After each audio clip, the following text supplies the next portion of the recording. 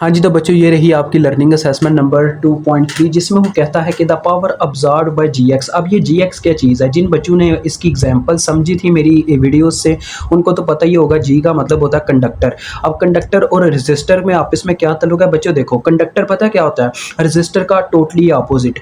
यानी कि रेजिस्टर देखो, रेजिस्टर अगर हम मतलब हमारे पास आर की वैल्यू थी यहाँ पे 10 किलो, हम प्रीवियस न्यूमेरिकल में, ठीक है।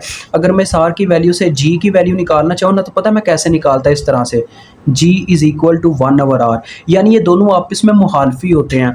अगर हमारे पास रेजिस्टर की वैल्यू हो तो हम क्या कर सकते हैं, 1/r करके कंडक्टर की वैल्यू ले सकते हैं। और अगर हमारे पास कंडक्टर की वैल्यू हो, हम r की वैल्यू निकाल सकते हैं 1/g करके। ये चक्कर होता है। Conductance and resistance totally opposite होती हैं। ये आप अपनी फिजिक्स में पढ़ के आए होते हैं, ठीक है। जिन्होंने फिजिक्स को अच्छे तरह से पढ़ा उन्हें तो पता होगा। वैसे आप ये वैसे भी याद रख सकते हो, इतना मुश्किल नहीं होता। तो उन्होंने हमें पता क्या किया हुआ है, उन्होंने हमें सर्किट में बताते हैं, ये सर्किट उन्होंने दिया और वो कहते हैं स्टेटमेंट के अंदर the power absorbed by GX. यानी कि ये जो जीएक्स है, इसने जो पावर अब्जॉर्ब किया वो है 50 मिली वाट। पावर इज इक्वल टू 50 मिली वाट, ठीक है। वो कहता है कि मुझे जीएक्स की वैल्यू निकाल दें और अपना क्वेश्चन सॉल्व करके चले जाएं यहाँ से, ये कहना चाह रहा है वो। तो देखो बच्चों, सीधी सी बात है यार, जीएक्स के चक्रों में अभी ना पड़िएगा।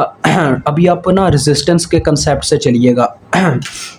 अब असल में मेरे पास यहाँ पे क्या है जी, एक कंडक्टर लगा हुआ है जिसके क्रॉस जो वोल्टेज है मुझे उसकी वैल्यू पता है। वोल्टेज की क्या वैल्यू है, 10 वोल्ट। अब आपको पता है अगर मैं यहाँ पे रेजिस्टेंस, आपको ये फार्मूले तो याद होंगे यार, फिर से यहाँ पे रिपीट करना पड़ेगा कि पावर के पता है आपको 3 फार्मूले होते हैं। एक होता है वोल्टेज इंटू करंट, एक होता है करंट स्केयर इंटू रेजिस्टेंस, एक होता है हमारे पास वी स्केयर ओवर आर, यानी कि वोल्टेज का स्केयर ओवर रेजिस्टेंस।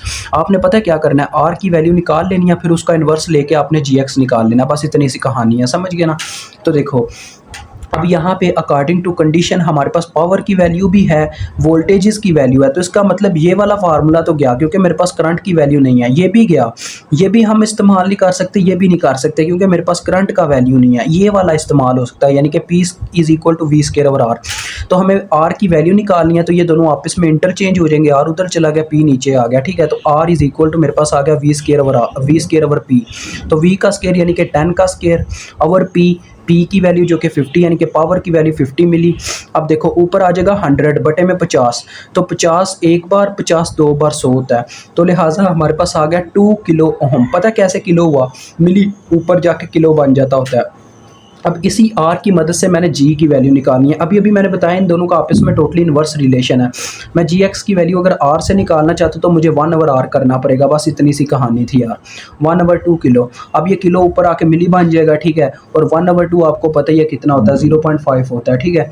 0.5, तो 0.5 मिली। आप इसको पर ओहम भी कह सकते हो, इस तरह से भी इसको मेंशन कर सकते हो क्योंकि रेजिस्टेंस का यूनिट होता है ओहम, तो इसका यूनिट होता है पर ओहम, ठीक है।